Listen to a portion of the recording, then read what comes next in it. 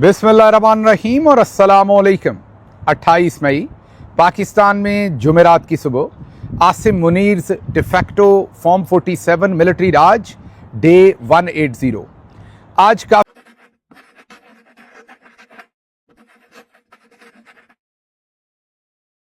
काफ़ी सारी अहम खबरें हैं, जैसा कि पाकिस्तानी मिलिट्री जनरल्स को क्या इमरान खान की वाकई ज़रूरत पड़ गई है। क्या वाकई जो सदर ट्रंप हैं उन्होंने अवन को उस टेम्परेचर पर पहुंचा दिया है जिसमें अब सबके रोस्ट होने का वक्त आया चाहता है, और एक बार फिर पाकिस्तानी मिलिट्री जनरल्स को इमरान खान की याद आ रही है, या ये सब एक आंख का धोखा है और एक दफ़ा फिर ट्रक की बत्ती है। इसके ऊपर तफसील के साथ बात करेंगे, लेकिन पहले ज़रा आपको अडयाला जेल और कोट लखपत जेल का अहवाल बता दें। अडयाला जेल का तो हम पिछले व्लॉग में भी जो कल किया था ईद की दोपहर को, उसमें आपको बता चुके हैं कि इमरान खान को ईद की नमाज पढ़ने नहीं दी गई। उसके साथ ही साथ उनकी मुलाकात भी किसी से नहीं करवाई गई, जो अभी तक की इतलात हैं। इसके साथ ही साथ जो कोट लखपत जेल लाहौर है, जहां पर डॉक्टर यास्मीन राशिद कैद हैं और शाह महमूद कुरैशी कैद हैं, उमर चीमा कैद हैं, उसके अलावा मियां महमूद रशीद हैं, सेनेटर इजाज़ चौधरी हैं, और भी बहुत सारे कैदी पाकिस्तान तहरीक इंसाफ के वहाँ पर कैद हैं, जैसे सनम जावेद हैं, उनकी बहन है। उनमें से किसी की भी मुलाकात जो है उनके अहले खाना के साथ ईद वाले दिन नहीं करवाई गई। अमूमी तौर पर ये एक रवैया कह लें, एक रिवाज कह लें कि सियासी कैदियों की हर सूरत मुलाकात, आम कैदियों की भी ईद से पहले खुसूसी मुलाकात करवाई जाती है, और ईद वाले दिन सियासी कैदियों की ज़रूर मुलाकात करवाई जाती है। डॉक्टर यास्मीन राशिद के अहले खाना को ये बताया गया कि आपकी मुलाकात करवा देंगे, आप आ जाइए। वो जेल पहुँचे, इंतज़ार करते रहे, सख्त गर्मी में, बाहर कोई बैठने की ऐसी जगह भी नहीं थी। 3-4 घंटे ईद वाले दिन उनको इंतज़ार करवाया, और उसके बाद उन्हें कहा कि आपकी मुलाकात हम नहीं करवा सकते, ऊपर से इजाज़त नहीं है। तो ये सूरत हाल है, एक तरफ अडयाला और दूसरी तरफ कोट लखपत में, कि किसी भी जगह पर ना ही ईद की नमाज़ पढ़ने देने की कोई इत्तला है और ना ही मुलाकात की कोई इत्तला है। अब ज़रा आगे बढ़ते हैं। पाकिस्तान के अंदर अब मुतअद्दिद सहाफ़ी जो हैं वो ये रिपोर्ट कर रहे हैं कि पाकिस्तान तहरीक इंसाफ और मिलिट्री जनरल्स के दरमियान बातचीत चल रही है, और हवाला ये दे रहे हैं कि मोहसिन नकवी जो हैं वो बातचीत कर रहे हैं, लेकिन वो खुद से बातचीत नहीं कर रहे, आसिम मुनीर की अप्रूवल से बातचीत कर रहे हैं और मामला किसी सिमत जा रहे हैं। तो इसके ऊपर तफसीली रोशनी डालने की कोशिश करते हैं कि क्या वाकई पाकिस्तान के मिलिट्री जनरल्स को दोबारा से इमरान खान की याद आ गई है। क्या सदर ट्रंप ने, वो कहते हैं ना कि थानेदार ने, एतजाज़ एहसन साहब ने कहा था कि एक थानेदार ने किसी को फेंटा लगाया तो उसके मुंह से माँ निकली, तो माँ ने कहा कि थानेदारा वैसे तो बुरा किया है, लेकिन चलो माँ तो याद करवा दी है। तो क्या सदर ट्रंप ने एक बार फिर इनको इमरान खान की याद करवा दी है, या पाकिस्तानी अवाम की? क्योंकि इस वक्त पाकिस्तानी अवाम और इमरान खान एक ही जगह खड़े हैं। अगर इन्हें पाकिस्तानी अवाम की मकबूलियत या कबूलियत या अप्रूवल चाहिए, तो ज़रूरी तौर पर कोई ना कोई मामला इमरान खान के साथ करना पड़ेगा, और इसी तरीके से इमरान खान से मामला करेंगे तो ऑटोमेटिकली पाकिस्तानी अवाम के साथ भी मामला हो ही जाएगा। तो इस वजह से क्या ये दोबारा से ये सब कुछ है या एक और ट्रक की बत्ती है, इसको समझते हैं। तो इसको समझने के लिए सबसे पहले महमूद खान अचकज़ई साहब ने एक बयान दिया है। उन्होंने कहा कि इमरान खान के बारे में बार बार कहा जाता है कि उसने साइफर लहरा दिया। तो क्या साइफर लहरा कर उसने मुल्क तोड़ दिया? क्या साइफर लहराने से उसने मुल्क के 2 टुकड़े कर दिए, जो उसके खिलाफ आप इस तरीके से हो चुके हैं? उन्होंने कहा कि 1971 में मुल्क के 2 टुकड़े तो और लोगों ने किए थे, उनके बारे में आपने क्या किया? अचकज़ई साहब ने तो इस पर ज़्यादा बात नहीं की। हम आपको बता सकते हैं कि याया खान, जो उस वक्त के आर्मी चीफ थे, उन्होंने पाकिस्तान तोड़ा था। जाहिर है, जैसे आज अर्दली हैं शहबाज शरीफ, भुट्टो साहब का कद इतना छोटा नहीं था, लेकिन कारनामे कोई इतने अच्छे भी नहीं थे। ये अलग बात है, मैं बार बार ये आपके सामने रखता रहता हूँ कि बाद में उन्होंने दुरुस्त रास्ते पर खड़े होकर अपनी जान दी, जिसके लिए हम उन्हें खराज तहसीन भी पेश करते हैं और उनकी उस कुर्बानी की सताइश भी करते हैं, और पूरी आवाम करती है। लेकिन शुरू में वो भी शहबाज शरीफ की तरह उसी अयूब खान और उसके बाद याया खान के हाथ की छड़ी बने हुए थे, और अपने मुखालफों पर उन्होंने ज़मीन तंग कर दी थी।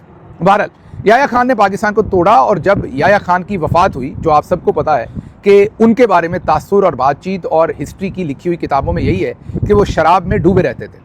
लेकिन जब उनका इंतकाल हुआ तो उस दिन भी कहा जा रहा है कि वो शराब में धुत थे। अब कितनी बात ठीक है, कितनी गलत है, जाहिर है मैं किसी के ऊपर को फतवा नहीं लगा रहा, लेकिन उन्हें पूरे फौजी एजाज़ के साथ जो है वो दफनाया गया था।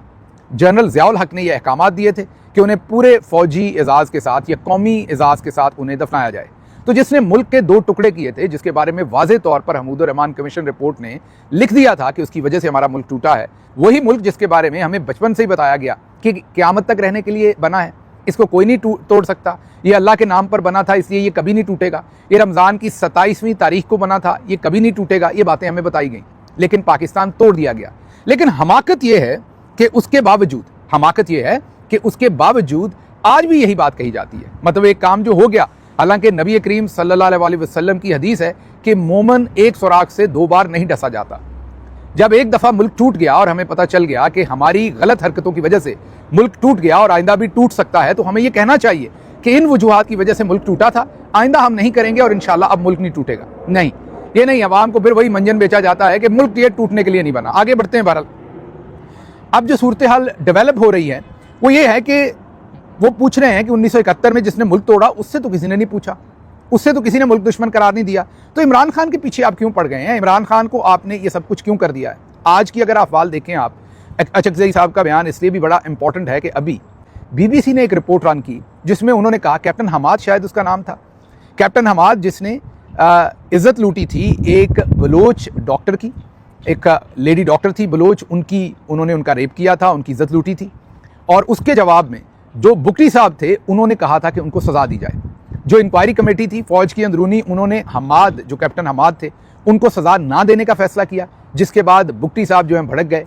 सिर्फ ये कहना कि यही मामला था ये भी दुरुस्त नहीं, वो भी आगे बात करते हैं, लेकिन वो भड़क गए, मामला यहाँ से इंस्टिगेट हुआ और फिर आपके सामने बुगटी साहब को कत्ल कर दिया गया। और बुगटी साहब के कत्ल के बाद जो कुछ हुआ वो आप सब ने देखा, मामला बिल्कुल हाथ से निकल गए और आज तक फिर वापस पकड़ में नहीं आए।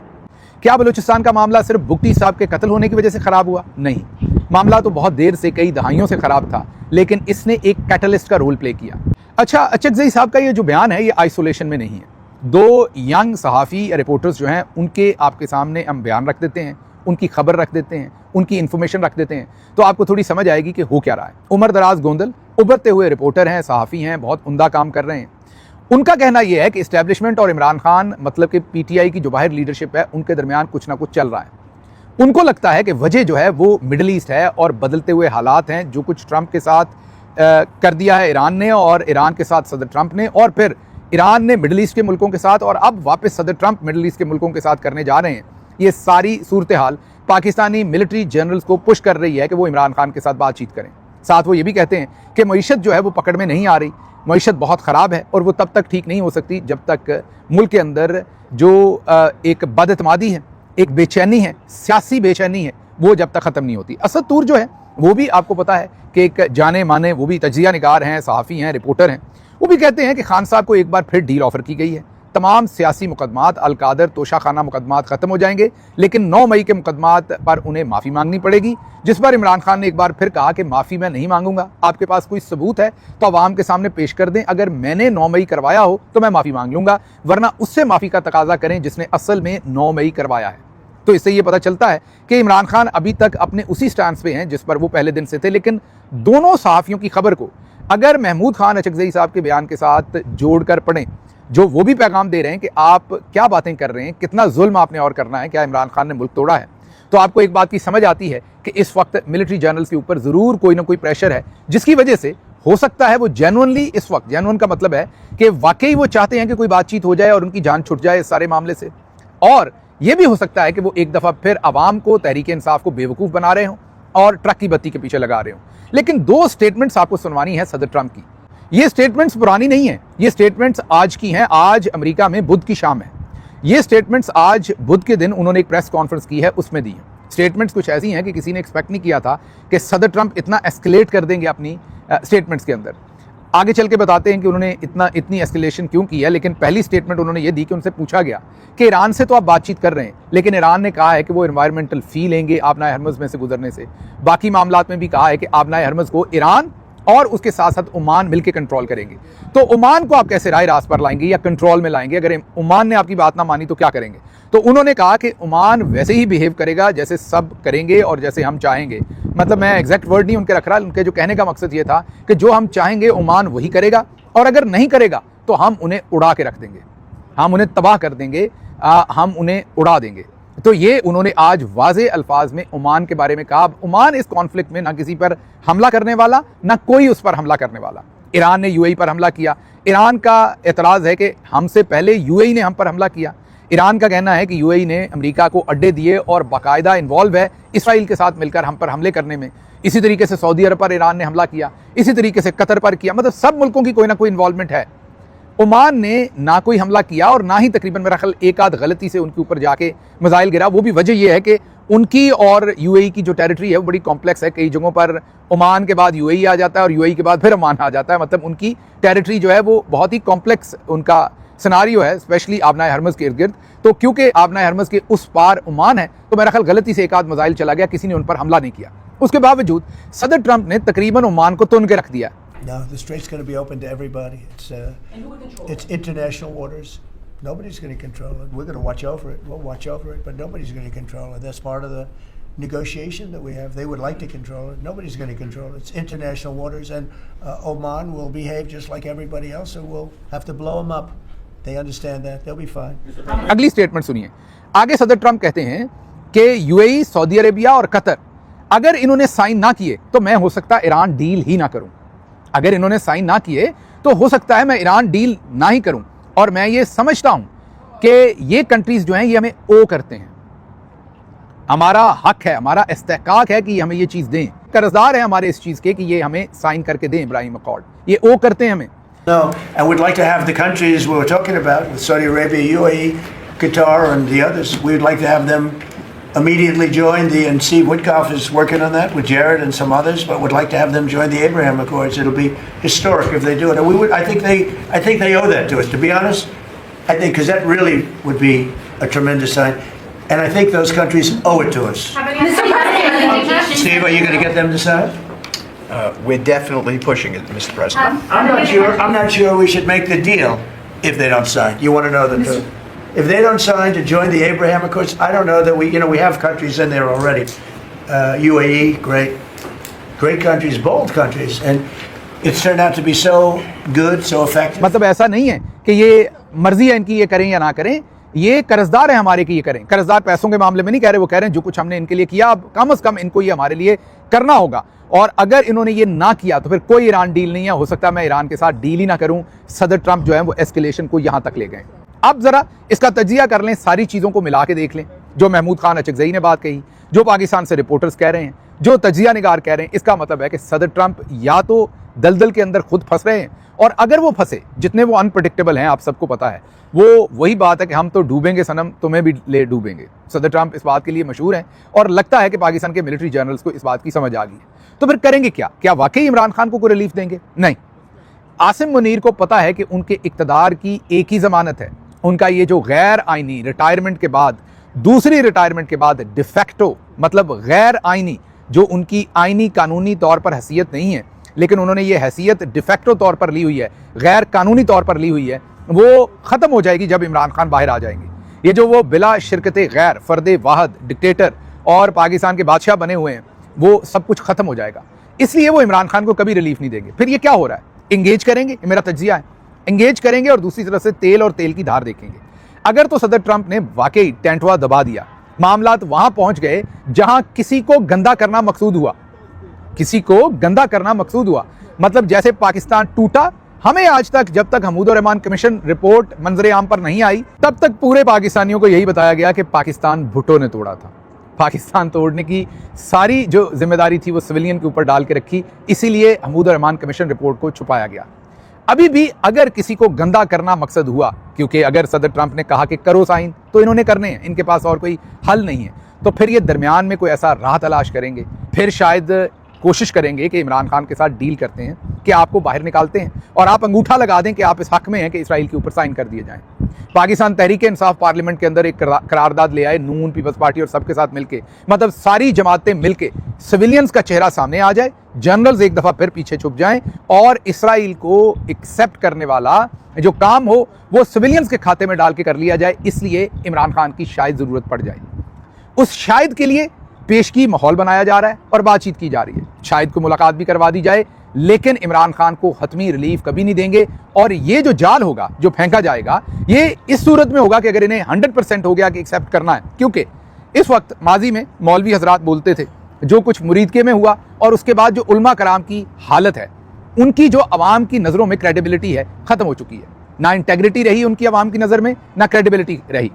उसके साथ साथ वकला तहरीक भी अब लोगों को समझ आ गई, माजरत के साथ, कि जब जब पाकिस्तान में वकला तहरीकें शुरू हुई, उनके पीछे भी चौधरी निज़ामुद्दीन का एक साइड थी। अच्छा, कई लोग कहते हैं गिल साहब ये निज़ामुद्दीन ना कहा करें, दीन बहुत ही खूबसूरत लफ्ज़ है, इनको इसके साथ ना जोड़ा करें। मैंने आपको पहले भी एक दिन व्लॉग में कहा था कि अपनी सोच को थोड़ा सा उसकी वसअत के लिए भी काम किया करें, इतना कंजर्वेटिव हर चीज़ पे या नैरो माइंडेड ना हुआ करें। अरबी एक ज़बान है, उस ज़बान के अंदर गालियाँ भी लोग अरबी में ही देते हैं, इस बात को आपने समझना है। दीन जो है वो मज़हब को कहते हैं। अब मज़हब सिर्फ इस्लाम नहीं है दुनिया में, मज़हब हिंदुइज़्म भी है। अगर आप हिंदू की बात करेंगे, हिंदुइज़्म मज़हब की बात करेंगे, अगर आप ज्यूडिज़्म की बात करेंगे, अगर आप क्रिश्चियनिटी की बात करेंगे, बुद्धिज़्म की बात करेंगे, किसी मज़हब की बात करेंगे तो वो इस्तेमाल हो जाएगा वहाँ पर दीन का लफ्ज़ जो है। तो इसलिए अपने आप को ज़रा थोड़ा सा वसअत दिया करें। ये अल्फाज जो हैं इनको ऐसे ही है जैसे आप सऊदी अरब में किसी से लड़ाई करेंगे तो आपको गालियाँ भी अरबी में ही देगा, तो इसका मतलब ये नहीं है कि वो अरबी की तौहीन कर रहा है। उनकी ज़ुबान है, उसमें अच्छी, मैं ये नहीं कह रहा गालियाँ देना अच्छा काम है, लेकिन अच्छा बुरा काम सारा अरबी ज़ुबान में ही होगा। तो इसलिए जो अल्फाज होते हैं उनके मानी देखा करें क्या है, उनको अपने तौर पर एसोसिएट करके फौरी तौर पर फतवे जारी ना किया करें। लेकिन जर्नल्स को ये लगता है कि हम इस तरीके से पीटीआई की भी इंडोर्समेंट लेंगे और फिर जैसे भुट्टो साहब को इल्ज़ाम दिया था कि पाकिस्तान उन्होंने तोड़ा है, इस दफ़ा फिर इल्ज़ाम दे देंगे कि ये तो सियासी क़यादत ने किया है। करेंगे भले, हम आगे चेहरा उनका रखेंगे। उनके लिए मैं पहले ही बता देता हूँ कि इमरान खान कभी भी ऐसी कोई डील नहीं करेंगे जिसमें उन्हें पाकिस्तान की कौम की जो इंटेग्रिटी है, वक़ार है, कौमी तशख़्ख़ुस है, उसका कंप्रोमाइज़ करना पड़े। वो अपनी कुर्बानी देंगे लेकिन पाकिस्तानी कौम को ऐसा धोखा नहीं देंगे, मैं उन्हें अच्छी तरह से जानता हूँ। हाँ, लेकिन जनरल्स सर तोड़ कोशिश करेंगे, पाकिस्तान तहरीक इंसाफ के जो अंदर लोग हैं जो उनके लिए काम करते हैं उन्हें भी इस्तेमाल करेंगे, पैगाम रसानी करेंगे, बाहर माहौल बनाएंगे, या इमरान खान की मुलाकातें रोक कर एक आध मुलाकात करवा के झूठा मैसेज अंदर से बाहर ले आएंगे कि हाँ इमरान खान ने कह दिया कि ये कर लें, ताकि सारी स्याही जो है वो इमरान खान, पाकिस्तानी अवाम, जो सिविलियन की आदत है उन पर डाल दी जाए और अपने आप को बचा लिया जाए। अच्छा जी, फिर फील्ड मार्शल साहब पहुँचे हैं बलूचिस्तान में। उन्होंने योब में जो वहाँ पर मौजूद फ़ौजी अहलकार थे उनके साथ, जवान थे उनके साथ, उन्होंने ईद के मौके पर मुलाकात की और कहा कि भारतीय सरपरस्ती में होने वाली दहशतगर्दी नाकाबिले बर्दाश्त है। ये मेरी समझ से बाहर है कि अगर वाकई ये भारतीय सरपरस्ती में सारी दहशतगर्दी है तो फिर हम इंटरनेशनल कम्युनिटी के सामने ये सबूत क्यों नहीं रखते, डोसियर्स क्यों नहीं रखते। हम जो इस्लामाबाद में मौजूद सुफरा हैं यूरोपियन ममालिक के, अमेरिका के, कनाडा के, ऑस्ट्रेलिया के, न्यूजीलैंड के, जापान के, इनके सामने ये सब कुछ क्यों नहीं रखते।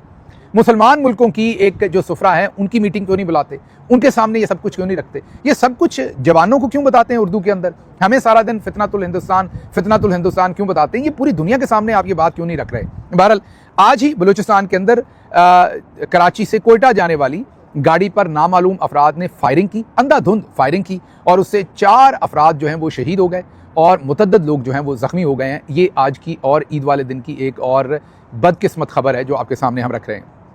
फिर उसी बलूचिस्तान में जो पाकिस्तान के मिलिट्री जनरल्स की हुकूमत है, ये जहन में रखिए कि बलूचिस्तान में नाम की तो पीपल्स पार्टी की हुकूमत है, वो खाने के लिए पीपल्स पार्टी भी माल खाती है, लेकिन असल फैसला साजी जो बलूचिस्तान में है, वैसे तो पूरे पाकिस्तान में ही, लेकिन वहाँ पर तो हमेशा से मुकम्मल तौर पर पाकिस्तान के मिलिट्री जनरल्स के पास है। तो अब ये जो फैसला साजी वो कर रहे हैं, 3 अरब रुपए के उन्होंने कूलर खरीदे हैं। जी हाँ, कूलर। वो कहते हैं कि बलूचिस्तान के कई इलाकों में बड़ी ठंड है तो अवाम में हमने कूलर तकसीम करने हैं, एयर कूलर जो होते हैं।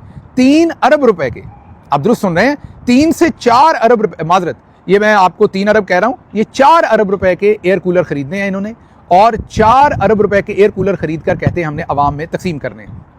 अब आपको जाहिर है इस समरी से ही पता चलता है जो इनकी हुकूमत ने फॉरवर्ड की है कि ये पैसा खाने का तरीका है, इसमें और कोई हकीकत नहीं है। इसमें जाहिर है जर्नल्स भी शामिल होंगे और सो कॉल्ड उनके जो पपेट पॉलिटिशियन हैं वो भी शामिल होंगे। आगे बढ़ते हैं। इंटरनेशनल मार्केट के अंदर जो मतलब एक तरफ तो ये सब कुछ चल रहा है बलूचिस्तान के अंदर कि कत्लो गारत हो रही है, और दूसरी तरफ 6 अरब रुपए की जो करप्शन है वो करने के वहाँ पर प्लान जो हैं वो किए जा रहे हैं। अब अगली एक अफसोसनाक खबर आपके सामने कराची से रखते हैं। कराची से खबर ये है कि गुज़श्ता रोज़ मुलीर में एक जोड़े ने पसंद की शादी की थी जिसमें एक भाई ने अपनी बहन को कत्ल कर दिया। पुलिस ने जब इन्वेस्टिगेशन की तो पता चला कि लड़की का पहले एक मंगेतर था जिसने भाई को 3.5 लाख रुपए कर्ज दे रखा था। जब लड़की ने वो मंगनी तोड़कर पसंद की शादी कर ली तो उस पहले वाले मंगेतर ने भाई से 3.5 लाख रुपए वापस मांगने शुरू किए। जब ये मामला हुआ तो मंगेतर को भाई ने कहा कि अगर मैं इसे कत्ल कर दूं तो दोबारा पैसे तो नहीं मांगोगे। उसने कहा ठीक है। मोटरसाइकिल पर आए, साबिका मंगेतर भी साथ था और लड़की का भाई भी साथ था, और उन्होंने उस बच्ची को कत्ल कर दिया। तो अक्सर जो आप गैरत के नाम पर कत्ल सुनते हैं, ये गैरत के नाम पर नहीं होते, असल में बगैरती के नाम पर होते हैं। मतलब ये खुली बगैरती होती है जिस तरह के ये कत्ल किए जाते हैं। अब आखिरी खबर आपके सामने रख दें कि इस वक्त इमरान रियाज साहब और रऊफ क्लासरा साहब, दोनों पाकिस्तान के मंजे हुए सहाफ़ी हैं, उन दोनों का इस वक्त ट्विटर के ऊपर एक अच्छा धमाकेदार किस्म का इंटरेक्शन चल रहा है। उसमें मैंने भी एक ट्वीट किया। मामला क्या है? मामला ये है कि रऊफ क्लासरा साहब ने ये क्लेम कर दिया कि इमरान खान के ज़माने में आप न्यूज़ से उन्हें निकाला गया और वो इमरान खान के कहने पर निकाला गया। इमरान रियाज साहब ने अपने ट्वीट में कहा कि नहीं, आप झूठ बोल रहे हैं, ऐसा नहीं है, आप धोखेबाज हैं, आप झूठे हैं। आपको जब आप न्यूज़ से हटाया जा रहा था तो हटाए जाने से पहले मैंने आपको फ़ोन किया था और आपको ये बताया था कि आपको आज हटा दिया जाएगा। फिर इमरान रियाज कहते हैं कि हटाए जाने के बाद इन्होंने मुझे वापस फ़ोन किया और कहा कि हाँ, आपकी खबर दुरुस्त थी, मुझे हटा दिया गया और मुझे मिलिट्री जनरल्स ने हटवाया है।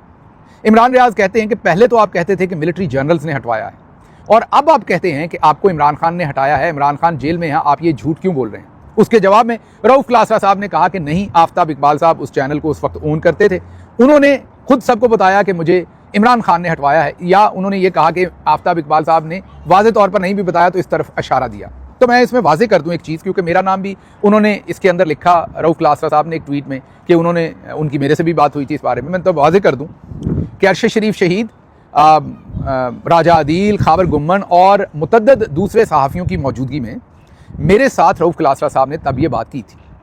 मैंने रऊफ क्लासरा साहब को उसी वक्त बताया कि मैं हर वक्त प्राइम मिनिस्टर के साथ होता हूँ और मीडिया के तमाम मामला तकरीबन डील करता हूँ, और ज़्यादातर जो मीडिया के चैनल्स के मालकान के साथ मामला होते थे उनको भी मैं देखता था। तो मैंने उन्हें कहा कि ये बात दुरुस्त नहीं है, आपकी बात हकीकत नहीं है, इमरान खान साहब ने आपको नौकरी से नहीं हटवाया, आप तलाश कीजिए कि आपको किसने हटवाया है। जाहिर है मिलिट्री जनरल्स ने, या आगे चल के बताता हूँ और क्या हो सकता है। उसके बाद मैंने वापस जाकर इमरान खान साहब से, हालांकि मुझे पता था, लेकिन फिर मैंने उनसे बात की तो हंस पड़े। वो कहते हैं कि मैं क्यों हटवाऊंगा, मेरा क्या लेना देना इस चीज़ के साथ, और अगर हटवाना होता तो तुम्हें ही कहना था, मतलब मैंने ही ये पैगाम रसानी करनी थी कि हटा दें या ना हटा दें। तो मैं इस चीज़ की कहीं भी पेश होने को तैयार हूँ कि पूरे अपने करियर में हमने किसी सहाफ़ी के लिए नहीं कहा कि उसको नौकरी से हटा दें। अगर ऐसा है, मैंने किसी को ये पैगाम दिया हो इमरान खान साहब का, तो वो मैदान में आए और बताए। हाँ, ये ज़रूर हुआ एक दफ़ा कि एक चैनल के मालिक ने, जो उस वक्त भी मेरे अच्छे जानने वाले थे, आज भी अच्छे जानने वाले हैं, दोस्त कह लें, जो भी कह लें, उन्होंने एक सहाफ़ी को, मंजे हुए एंकर को नौकरी से हटा दिया और उन्हें कहा कि आपको हटाने का वज़ीर आज़म ऑफिस से कहा गया। उस एंकर ने मुझे कहा कि जी आप लोगों ने मुझे क्यों हटवाया? मैंने कहा भाई हमें तो पता भी नहीं आपको क्यों हटवाया। बहरहाल मैंने उस टीवी के मालिक को फ़ोन किया।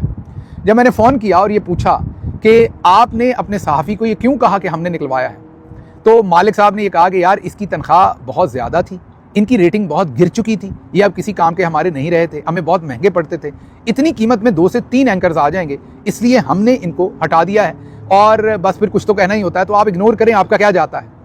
तो बहुत सारे लोग नीचे ये कमेंट कर रहे थे कि गिल साहब, उन्होंने इमरान खान साहब का नाम ले दिया, फिर आपने कुछ किया क्या नहीं, हम क्या बम मार देते? जमहूरियत में आप कुछ नहीं कर सकते होते, अगर जो शरीफ व नफ्स जमहूरियत होती वो ऐसी ही होती। फिर आप कहते नहीं, आप लोगों का यही गुनाह है कि शरीफ व नफ्स जमहूरियत क्यों की थी। अगर आपने बदमाशी करनी है तो फिर आसिम मुनीर की गवर्नमेंट ही कंटिन्यू करें। फिर इमरान खान को अगर करप्शन करनी है और बदमाशी करनी है तो फिर मुझे बताइए इमरान खान को सियासत में आने की ज़रूरत क्या है? ये जो सारे हैं ये हैं, इन्हीं से फिर काम चलाइए। फिर इमरान खान या दूसरे लोग सियासत में क्यों आए थे?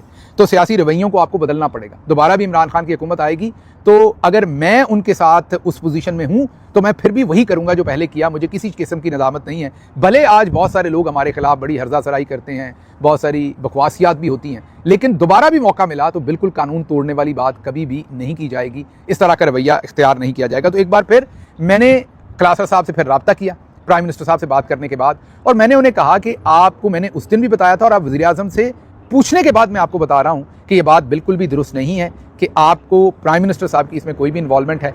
आपको उन्होंने नहीं हटवाया, जिसने भी आपको कहा है गलत कहा है, प्राइम मिनिस्टर साहब का इससे कोई लेना देना नहीं। इसके साथ ही मैं ये भी बताता चलूँ कि जो आप न्यूज़ है उसके बारे में ये भी तासुर था लोगों का कि वो बनाया ही, मेन उसके पीछे जो फोर्स थी वो पाकिस्तान के मिलिट्री जर्नल से। तो अगर उस चैनल से क्लासरा साहब को हटाया गया तो क्लासरा साहब को खुद ही ख्याल करना चाहिए कि फिर उनको किसने हटाया, कि वो एक जेल में बैठे शख्स के ऊपर आज इल्ज़ाम लगा रहे हैं जिसका हमने उनको उसी वक्त बता दिया था कि उनका उसमें कोई लेना देना नहीं। मुझे यहाँ से इजाज़त दीजिए। अल्लाह आपका हामी नासिर हो। पाकिस्तान जिंदाबाद।